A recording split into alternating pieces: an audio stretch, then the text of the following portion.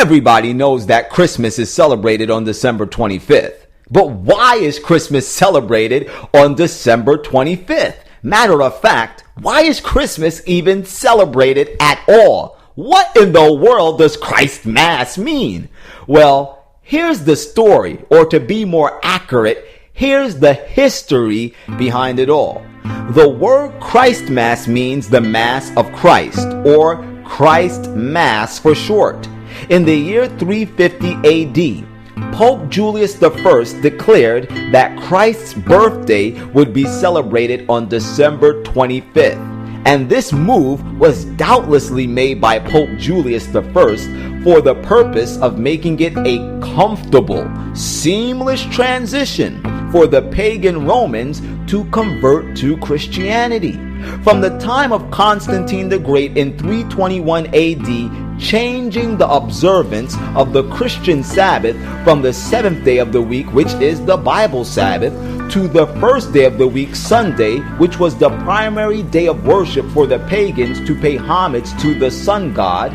From that point forward, every possible compromise was made by the Roman Church to adopt paganism, from adopting its various feasts to actually adopting the attire and the titles that adorn the pagan priesthood.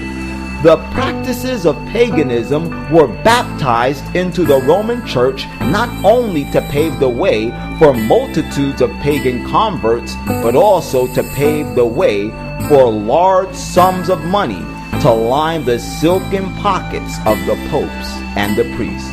You see, the fact is that the origin of Christmas is 100% pagan, and even the Roman Catholic Church, that was behind the promotion of its observance, admits to this as a reality. In the 1911 edition of the Catholic Encyclopedia, under the topic of Christmas, it is stated that Christmas was not among the earliest festivals of the Church. The first evidence of the feast is from Egypt. Pagan customs centered around the January calends, which is the pagan calendar, gravitated to Christmas. Once again, clearly, Christmas has absolutely nothing to do with Jesus Christ, because its observance was based off the calends, which was the calendar of pagan festivals and various time periods which were held by these idolaters as significant. However, if Christmas isn't about Christ, who and what is it about? Well, in ancient Egypt, as in Babylon, on December 25th, the pagans celebrated a festival in honor of the birth of the sun. The sun deity of ancient Egyptian culture was known as Horus, the son of Isis, and in ancient Babylonian culture as Bacchus or Tammuz, the son of Semiramis. However, this practice of deifying the sun, it did not end with the Babylonians nor the Egyptians, but it was also adopted by the Greeks and the Romans. In ancient Rome, there was a festival that lasted for 8 days, from the 17th to the 24th of the month of December. This festival was called Saturnalia.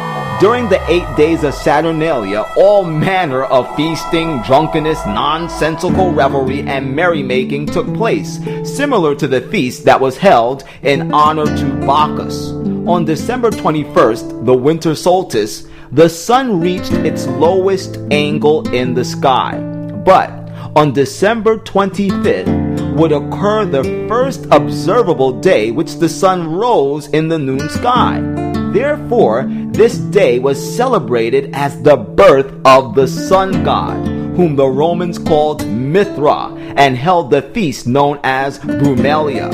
The whole season was called Dies Natalis Invicti Solis, which is Latin for the birthday of the unconquered sun. This is why the 1944 edition of Encyclopedia Americana notes that a feast was established in memory of this event, speaking of Christ's birth, in the 4th century. In the 5th century, the Western Church ordered it to be celebrated forever on the day of the old Roman feast of the birth of the soul, which is Latin for the sun. as no knowledge of the day of Christ's birth existed. And to justify this heinous act, the priests of the Roman Church criminally took out of context the Holy Scriptures like Malachi chapter 4 and verse 2, which tells us, "But unto them that fear my name shall the Son of Righteousness arise with healing in his wings," to deceive the people into believing that it was okay to adopt the pagan festival of the worship of the sun to now pay homage to Jesus Christ, because in the Bible, Christ is symbolized as the sun, and hence the birth of the Mass of Christ, or Christ Mass. And this, my friends, is the real story behind December 25th and Christmas.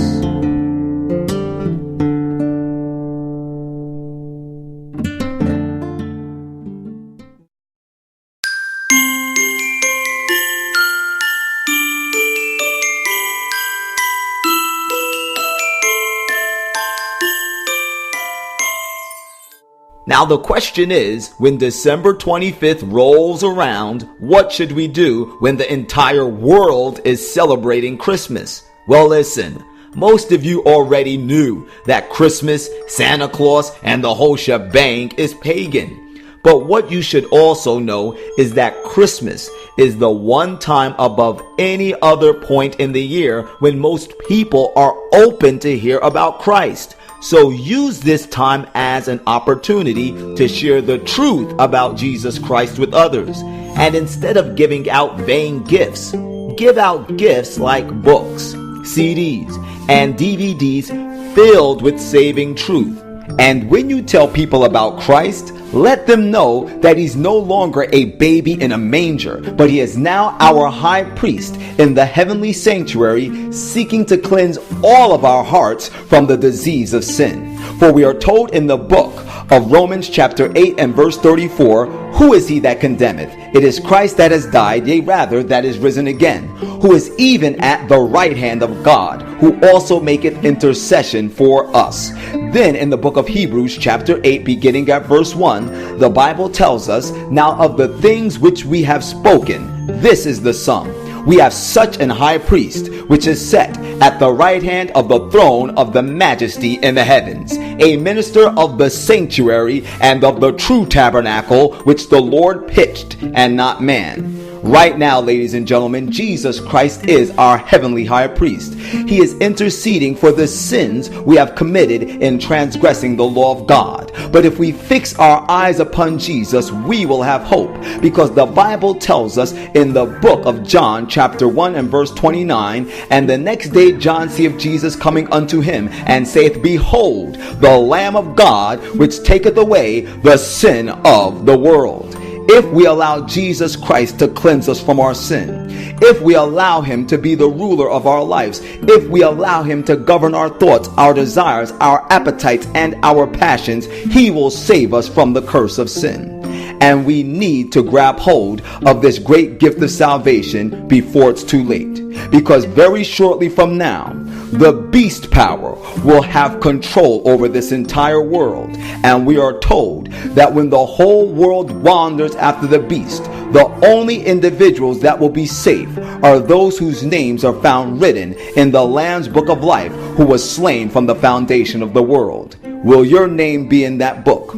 Will your family members' names be in that book? That is the question that should be at the forefront of our minds in this holiday season. And whether you like it or not, as always, the truth is the truth.